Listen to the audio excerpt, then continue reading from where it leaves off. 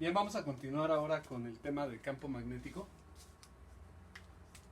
Lo que está aquí en la transparencia nos dice algunos aspectos esenciales. El campo magnético es producido por cargas en movimiento. Entonces podemos identificar al menos tres situaciones. Cargas puntuales moviéndose, corrientes eléctricas establecidas en, por ejemplo, alambres, y los imanes que, vistos desde un punto de vista microscópico, que no es el tema del curso, se pueden ver que son dominios, y esos dominios son pequeños circuitos de corriente que se llaman de esta manera y son microscópicos. Entonces, el campo magnético es un campo vectorial. Recuerden que un campo vectorial es una función que a cada punto del espacio le asigna un vector. Por ejemplo, si tenemos un río y aquí va el flujo de agua, en este punto yo puedo pensar que hay un vector de velocidad. En este punto yo puedo pensar que hay un vector de velocidad y no tienen por qué ser iguales. Entonces, por ejemplo, el flujo aquí puede ser diferente que acá y aquí la velocidad podría ser en este sentido, ¿no? Entonces, en general, el campo magnético va a ser un campo vectorial. Repito, a cada punto del espacio le asigna un vector. Y la letra que utilizamos para denotar el campo magnético va a ser una B. En este momento lo que vamos a estar trabajando es campo magnético estático. Es decir, esto solamente va a ser función de la posición. En general, el campo magnético podría ser función de la posición y del tiempo. Este es un campo vectorial estático en el sentido de que en cada punto del espacio, una vez establecido, su valor no cambia.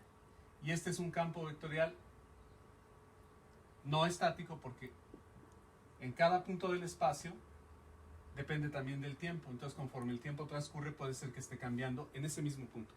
Entonces, por el momento vamos a estar en campos magnéticos estáticos. No depende nada del tiempo. ¿De qué manera afecta el campo magnético a una carga que se está moviendo?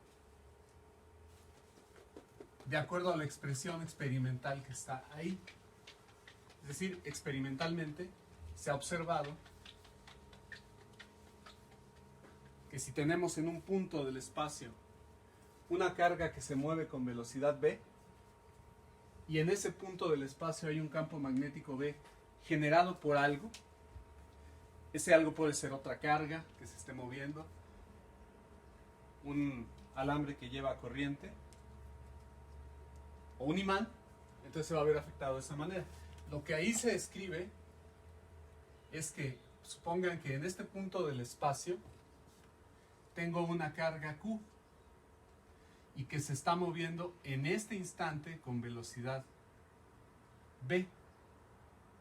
Si en ese punto del espacio hay algo que genera, por ejemplo, este campo magnético, este campo no lo genera la carga, este campo lo genera algo que está por ahí en el espacio que rodea a esta carga Q, entonces la carga Q va a sentir una fuerza magnética que está dada por esta expresión que está ahí arriba.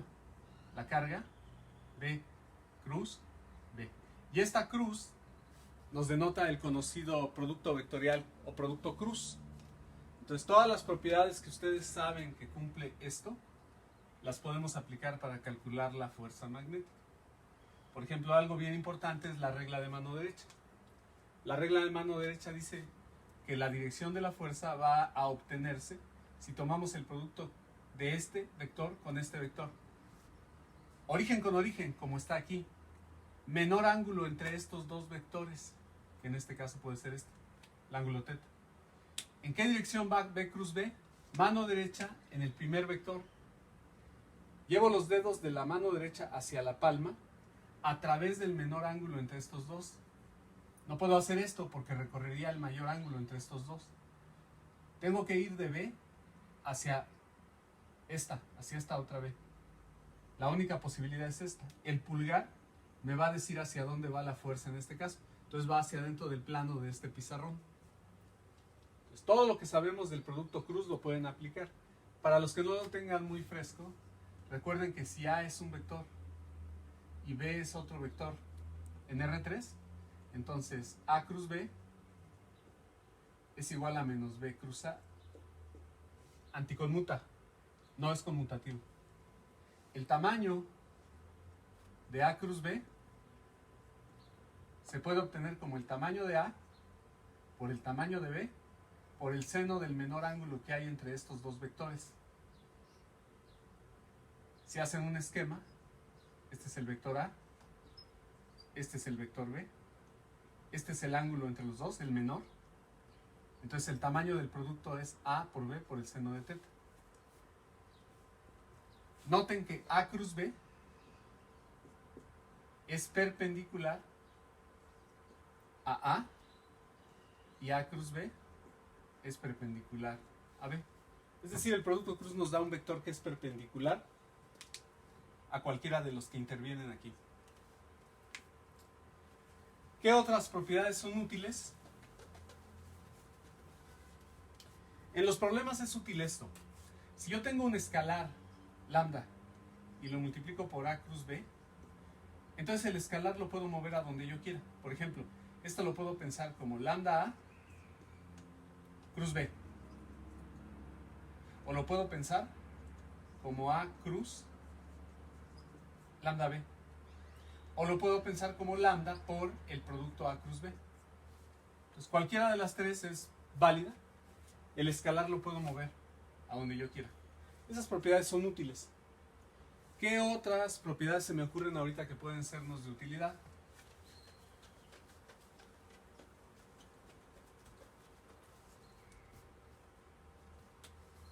El tamaño.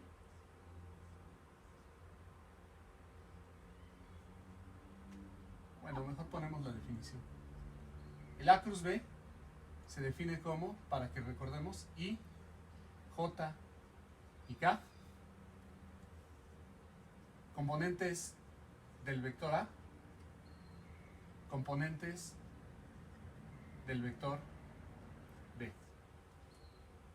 Entonces, supongo yo que esto lo saben hacer y que de hecho hay varias maneras de hacerlo.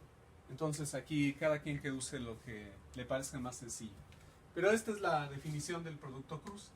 Si tuviéramos un problema en el plano, es decir, donde estos dos están contenidos en el plano, estas componentes valdrían cero, ¿no?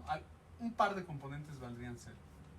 Podríamos restringirnos a trabajar en ese plano. Y recuerden que el producto va a ser un vector perpendicular al plano que contiene, si es que los contiene, a A y B. De todos modos, si lo piensan un momento, dados dos vectores no paralelos, siempre encuentro un plano que los contiene. Entonces el producto cruz, si yo tomo en este caso, observen aquí, azul con negro, la dirección del producto iría en rojo. Azul con negro me da rojo. Pero negro con azul se invierte la dirección. Entonces, una propiedad importante del producto es que si A y B son paralelos, A cruz B es igual a 0. Entonces, el producto cruz de vectores paralelos es igual a 0. Otra propiedad que puede ser de utilidad en alguna situación es que si A es un vector, B es un vector y C es un vector, vamos a tener una propiedad de distribución respecto a la suma. Entonces esto va a ser A cruz B más A cruz C. ¿De acuerdo? Y recuerden que nosotros trabajamos con sistemas en física, en ingeniería, con sistemas derechos, es decir, si tenemos el sistema de coordenadas X, Y y z. Entonces, aquí tenemos definidos los vectores de la base. Aquí va el vector y, unitario a lo largo del eje x. Aquí va j, unitario a lo largo del eje y. Y aquí va k, unitario a lo largo del eje z. Entonces, lo que se debe de cumplir, fuerza, es que I cruz J es igual, obsérvenlo, I cruz J me daría K. Para hacerlo un poco más pedagógico, déjenme poner este en azul y poner este en negro. Digo, en rojo. Estoy daltónico. Es azul. Y entonces, observen que I cruz J va a ser K. Entonces, si lo pongo con los marcadores, así como se indica ahí, vean, I es negro, J es azul y el K va en rojo. Entonces estoy haciendo negro con azul. Lo voy a arrancar y me lo voy a traer para acá para que lo vean.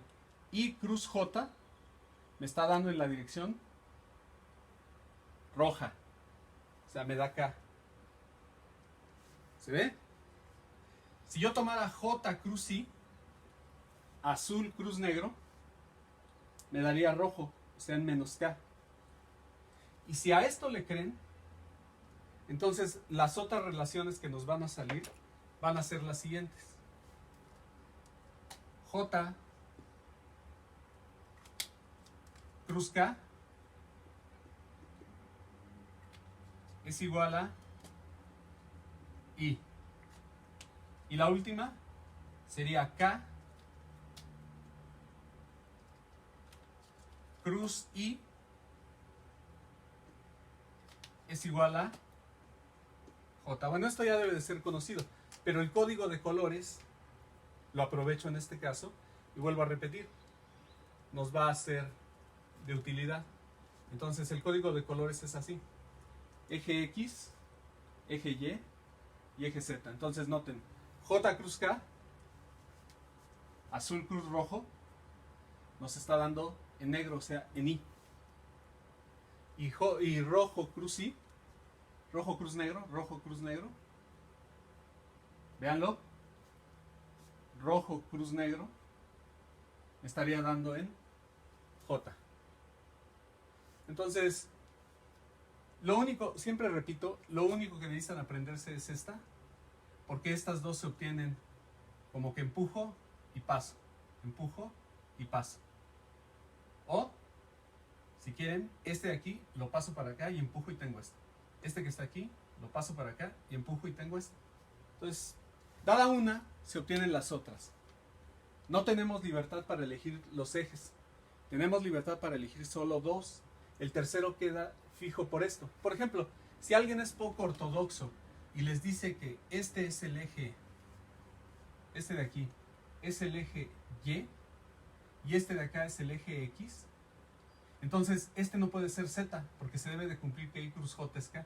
I cruz J en este caso iría para abajo y entonces en esta situación de elección de X y Y, el K positivo, el Z positivo viene para abajo. Entonces tengan cuidado con eso. Bueno, entonces estas son formalidades del producto cruz. Para un curso de ingeniería, ¿por qué es importante? Siendo pragmáticos, porque hay expresiones de ingeniería en donde se utiliza. Aquí somos prácticos en el sentido de que lo que necesitamos lo ponemos. Entonces, vamos a necesitar el producto cruz. Nada más para recordar, sé que muchos ya lo manejan. Supongan que tienen que hacer el producto cruz del vector 4, 3, 2 con el vector 3, 0, 1. Entonces, ¿cómo lo voy a hacer? Eso ya es cuestión de álgebra, ¿eh? Entonces, yo lo voy a hacer la componente X, la componente Y, la componente Z. Para la componente X, borro el renglón y la columna que contienen a I. Y el menor que me queda es 3 por 1, 3 menos 2 por 0, 0. Para el siguiente, borro renglón y columna que contiene J, y por regla va un menos. Entonces, para absorber ese menos y hacerlo rápido, yo lo que hago es 2 por 3, 6, menos 4 por 1, 4, aquí me va a quedar un 2. Ahora, a los que no les guste hacerlo así, pues háganlo de la manera tradicional. 4 por 1, 4, menos 3 por 2, 6, menos 2, pero acuérdense que este lleva un menos por, entre comillas, regla. Entonces llegamos a lo mismo. Entonces a mí se me hace más práctico hacerlo 2 por 3, 6, menos 4 por 1, terminé. Y el último sería 4 por 0, 0, menos 3 por 3, 9, menos 9. ¿Sí? Ahora, recuerden que el producto punto de dos vectores igual a 0 implica que estos dos son perpendiculares. Por cuestión de espacio y brevedad, tomen el producto punto de este vector, 4, 3, 2, con el vector 3, 2, menos 9, y les debe de dar 0. 12 más 6 son 18.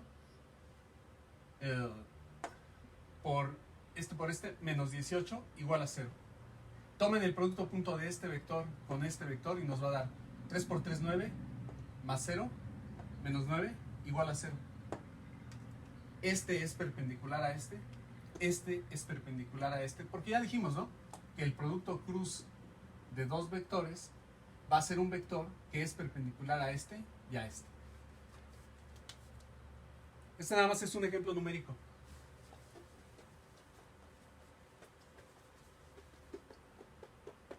Ahora nosotros, siempre el interés es la aplicación.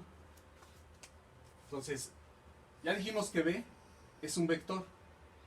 Las unidades de B se definen como teslas y también se utilizan otras que se llaman gauss.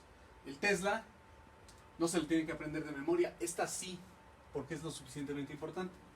Noten, de este lado las unidades son newtons, coulombs y metros por segundo. Nada más despéjenlas. Y entonces el tesla son newton entre coulomb metros segundos. Y eso lo pueden escribir como newton, coulomb sobre segundo es ampere por metro. Entonces, a veces se utiliza esto. Y el gauss, como el tesla es una unidad grande, ¿se acuerdan de los faradios? O de los farads, que son también una unidad grande. Entonces se usa una unidad que está relacionada a través de este factor de conversión. Un tesla son 10 a la 4, Gauss, como el apellido del matemático, físico, astrónomo alemán. Para tener una idea del tamaño de lo que es un Gauss, aquí hay una mini tabla. Si quieren, ustedes pueden buscar más información. Un imán superconductor anda del orden de 5 teslas, claro, no es una regla, puede ser más, puede ser menos. Un electroimán anda del orden de 1, un electroimán de los chatarreros. Un imán de barra, 10 a la menos 2 tesla. El campo magnético de la Tierra, ustedes saben que es variable y depende de la posición. Entonces la Tierra, 10 a la menos 4. Incluso el campo magnético de la Tierra depende hasta del tiempo, porque la geopaleontología lo que utiliza, el geomagnetismo, lo que utiliza es la variación del campo magnético para incluso datar objetos. Entonces el campo de la Tierra anda del orden de 10 a la menos 4 teslas o aproximadamente un Gauss. ¿Sí?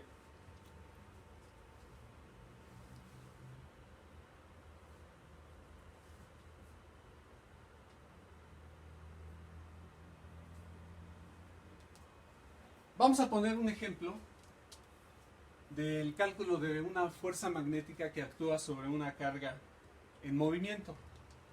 El ejemplo va a ser sencillo. Va a ser un protón que pasa por una región donde existe un campo magnético homogéneo. O si quieren, en el punto donde vamos a calcular, el campo ahí vale esto. B es igual a 1 militesla en la dirección de K. Y la velocidad de la partícula está dada por 1/1000 de la velocidad de la luz en la dirección Y. Entonces hay que determinar la fuerza magnética y la aceleración de la carga, que es un protón. Datos numéricos, por si no se ven ahí.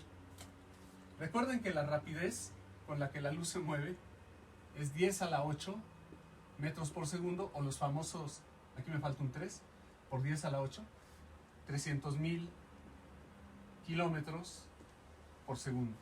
Entonces vamos a manejarlo como 3 por 10 a la 8 en metros por segundo. B vale 1 militesla. es 10 a la menos 3 en la dirección K en unidades de teslas. Vamos a ponerle una T para Tesla. Vamos a necesitar la masa del protón. La masa del protón es aproximadamente 1.67 por 10 a la menos 27 kilogramos. ¿Qué otra cosa vamos a necesitar? La carga del protón. La carga del protón, en el salón le ponemos así, además, es 1.6 por 10 a la menos 19 coulombs. Entonces creo que son todos los datos que necesitamos.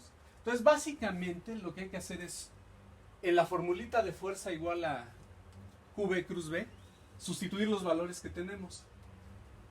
Entonces aquí está.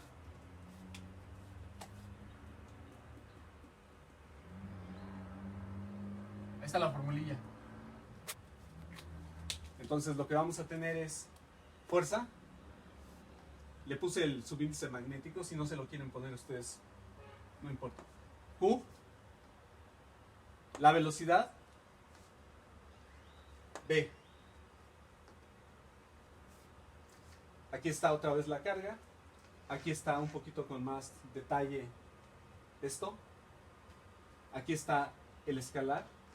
Y si se fijan, los escalares utilicé una propiedad del producto cruz. Los saqué y los puse al principio. Y luego ya nada más pongo el producto I cruz K, mucho más fácil. E incluso si tienen un esquemita en donde tengan que este es X, que este es Y y que este es Z, entonces si voy a hacer I cruz K, lo que me va a quedar es en menos Y. Háganlo con calma. Me debería de quedar en menos J. Entonces ahí está. El resultado del cálculo de todo esto, el número vale 4.8 por 10 a la menos 17. En la dirección menos J. Y las unidades son newtons. ¿De acuerdo? Repito, este es el tamaño. Y puede resultar aparentemente muy pequeño. 10 a la menos 17 newtons.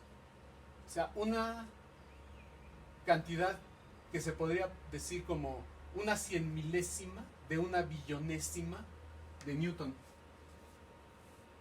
Pero sin embargo, va a actuar, todo esto es el inciso A, pero sin embargo va a actuar sobre una partícula que tiene una masa muy pequeña, sobre un protón. Entonces, por segunda ley de Newton, fuerza es igual a masa por aceleración. Estamos despreciando el peso del protón. Pero acuérdense que hicimos un cálculo para comparar, en donde calculábamos la fuerza gravitacional con la fuerza eléctrica en aquel caso, y ahora, bueno, es fuerza magnética. Pero va a seguir siendo pequeño, porque vean el orden del que es la masa, 10 a la menos 27. El peso andaría del orden de 10 a la menos 26. ¿Por qué? Porque multiplicamos por G, que es aproximadamente 10.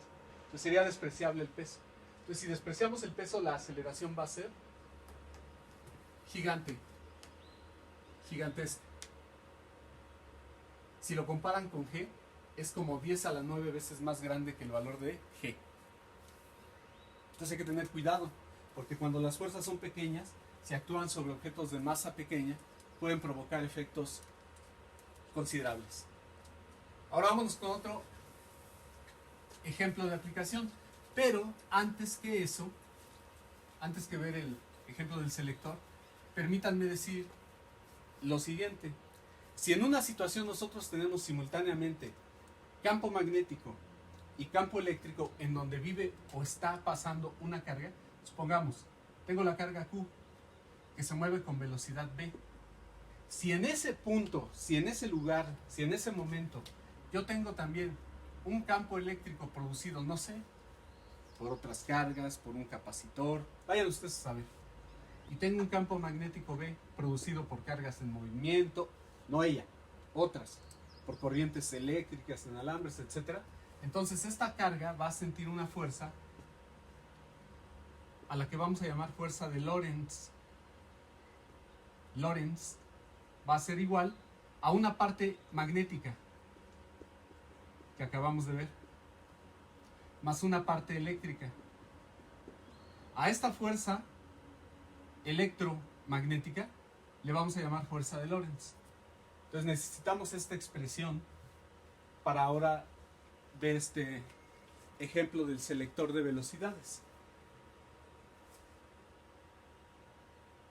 Entonces, cuando una carga es afectada por E y B, la fuerza es igual a QE más QB cruz B. Esta es la parte eléctrica, esta es la parte magnética, es la suma de dos vectores. Y se le llama fuerza de Lorentz. Entonces, el problema consiste en lo siguiente. Consideren una carga Q positiva que entra en una región donde existen campos eléctrico y magnético, como se muestra. Entonces viene la carga moviéndose en línea a lo largo del eje X y entra en esta región en donde va a haber campo eléctrico así y campo magnético así. Entonces ahí va en línea recta, entra a la región, vamos a despreciar el peso y la pregunta es, ¿cuál debe ser la velocidad de la carga para que la carga se mueva en línea recta? Es decir, que así como entró, se siga. Si lo piensan un momento, van a llegar a la conclusión, por segunda ley de Newton, de que si vas a seguirse moviendo en línea recta, con velocidad constante, entonces la fuerza tiene que ser cero. ¿Y cuál es la fuerza? La fuerza de Lorentz. Entonces vuelvo a hacer el esquema acá si quieren. Teníamos un eje aquí, otro eje aquí, y la partícula entrando a lo largo del eje de las X. El campo eléctrico va en J. Entonces este es el eje Y. El campo eléctrico va así. Y el magnético va perpendicular. Aquí lo dicen, mire. Este de aquí. ¿Sí? Va en K. Entonces aquí lo dibujo. Pues ahí está. Estaba en el esquema inicial. Y la carga va a entrar aquí. Está moviendo para allá. Entonces ya, lo que vamos a tener es que en la expresión de la fuerza de Lorentz, Q por el campo eléctrico tiene tamaño es 0 y va en la dirección J, más la carga, la velocidad que va en la dirección I, BI, cruz B. B es B0 por K. Nada más factoricé los escalares. Estoy utilizando propiedades del producto. Entonces, este lo dejo igual, pero I cruz K, vean, I cruz K va para abajo, I cruz K va para abajo, va en menos J. Este es menos J. J y el menos está aquí. Lo factoricé. Entonces, ¿qué tienen en común estas dos expresiones? La carga y la J. Entonces puedo factorizar Q y factorizar J y nos queda escrito de esta manera. Y lo que queremos es que la fuerza sea igual a 0 porque se debe de mover en línea recta con velocidad constante. Por lo tanto, esto tiene que ser igual al vector 0. Pero es obvio. Si la carga fuera 0, no tengo problema, ya no hay carga. No puede ser. J no es un vector 0. Entonces, la única posibilidad plausible para que esto sea 0, y de hecho no es un 0 escalar, sino un 0 vectorial, es que esta parte de aquí sea 0. Y eso nos lleva a que la rapidez que va a pasar sin ser afectada tiene que cumplir esta condición. Es decir, imagínense, por eso se le llama selector de velocidades. Imagínense que aquí viene un haz de partículas cargadas y dentro de este haz puede haber diferentes rapideces. Dado E y dado B, dado el valor de E0 y dado el valor de B0, ¿cuáles no se ven afectadas? Las que tienen justamente este valor para su rapidez, el cociente entre E y B. Las demás van a ser desviadas, van a ser afectadas, pero las que cumplan ese requisito las dejan pasar. Estos son los cadeneros y estos son los que quieren entrar, y estos tienen sus reglitas de sí o no. En este caso la reglita es si el que viene cumple E0 entre B0, los cadeneros la dejan pasar sin que se vea afectado. Ustedes demuestren que las unidades del campo eléctrico entre las de campo magnético, Newton entre Coulomb entre Tesla, son metros por segundo. O Volt por metro entre Tesla son metros por segundo. Metros sobre segundo. Eso demuéstrenlo ustedes. Una tarea conceptual. Demuestren que la fuerza magnética mantiene inalterada la energía cinética de las partículas cargadas que se mueven en ese campo magnético, en un campo magnético. Y luego traten de ver cómo se tiende a mover una carga que se mueve en una región donde hay un campo B uniforme y constante en el tiempo. O sea, ya con que yo dijera uniforme, quizá esto sea un pleonazo. Permítanme dejarlo así. Eso es como trabajo para ustedes.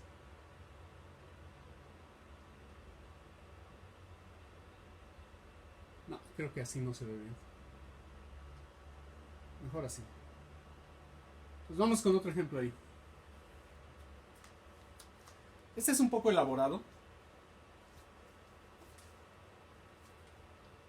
Un campo B apunta horizontalmente de sur a norte y su magnitud es de 1.5 teslas.